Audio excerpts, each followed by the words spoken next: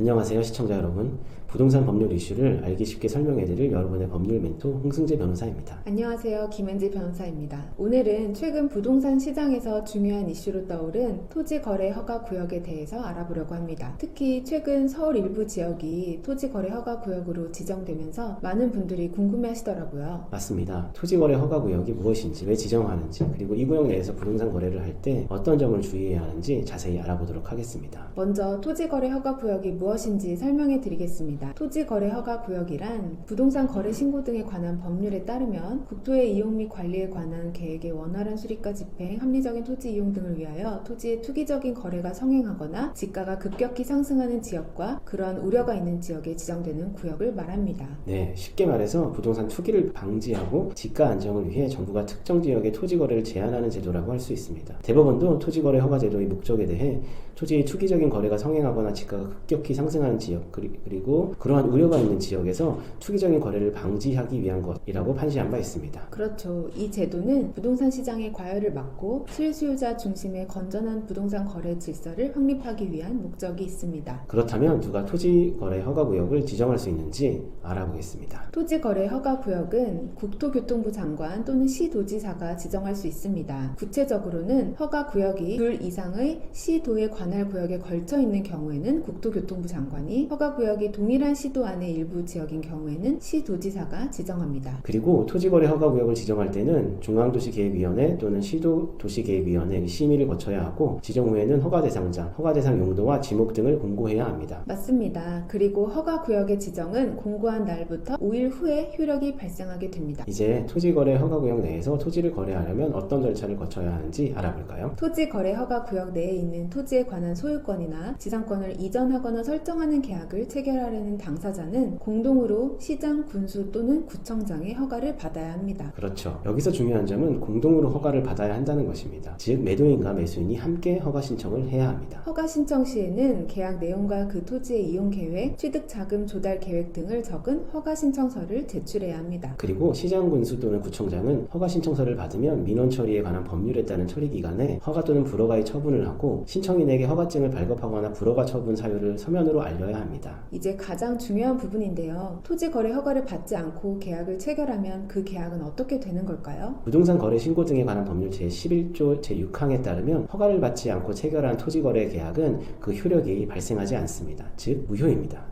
그런데 여기서 무효의 성격이 중요한데요. 대법원은 이를 유동적 무효와 확정적 무효로 구분하고 있습니다. 네, 대법원에 따르면 허가를 받을 의사로 계약을 체결했다면 나중에 허가를 받으면 소급해서 유효가 되지만, 처음부터 허가를 회피하려는 의도로 계약을 짜면 그 계약은 확정적으로 무효가 되는 것이죠. 그런데 토지거래 허가구역으로 지정된 지역이 나중에 해제되는 경우도 있잖아요. 이런 경우에는 기존에 체결한 계약의 효력은 어떻게 될까요? 대법원 판례에 따르면 토지거래 허가구역이 해제되면 그 전에 허가 없이 체결한 계약도 확정적으로 유효가 됩니다. 물론 이미 다른 이유로 확정적으로 무효가 된 계약은 제외됩니다. 그런데 실무에서는 토지거래 허가를 회피하기 위한 다양한 편법이 시도되기도 합니다. 이런 경우에는 어떻게 되나요? 토지거래 허가를 회피하기 위한 대표적인 방법으로는 위장증여, 분할 후 최초 거래를 피하는 행위, 허가 요건을 갖춘 타인의 명의를 도용하는 행위 등이 있습니다. 대법원은 토지거래 허가구역 내의 토지에 관한 매매계약을 체결하면서 허가 요건을 갖추지 못한 매수인이 허가 요건을 갖춘 사람의 명의를 도용하여 매매계약서에 그를 매수인으로 기재한 것은 매매계약을 체결하면서 처음부터 토지거래 허가를 잠탈한 경우에 해당하므로 위 매매계약은 처음 체결된 때부터 확정적으로 무효라고 판시했습니다. 그리고 이러한 허가 없이 토지거래 계약을 체결하거나 사유이 기타 부정한 방법으로 토지거래 계약 허가를 받은 자는 2년 이하의 징역 또는 계약 체결 당시의 개별 공시지가에 의한 해당 토지 가격의 100분의 30에 상당하는 금액 이하의 벌금에 처해질 수 있습니다. 네, 형사처벌이 가능하군요. 네. 토지거래 허가구역 내에서 계약을 체결한 당사자들은 어떤 의무를 부담하게 될까요? 계약 당사자는 토지거래 허가를 받기 위해 서로 협력해야 하며, 한쪽이 협력하지 않을 경우 상대방은 소송을 통해 협력을 요구할 수 있습니다. 네. 최근 토지거래 허가구역 지정 현황에 대해서도 알아볼까요? 네, 최근 서울시는 강남구, 서초구, 송파구, 용산구 소재의 전체 아파트를 토지거래 허가구역으로 지정했습니다. 이 조치는 일단 2025년 9월 30일까지 유효한데, 관계부처에서는 필요시 지정 연장을 적극적으로 검토하겠다는 입장입니다. 이러한 조치는 최근 부동산 시장의 과열을 억제하고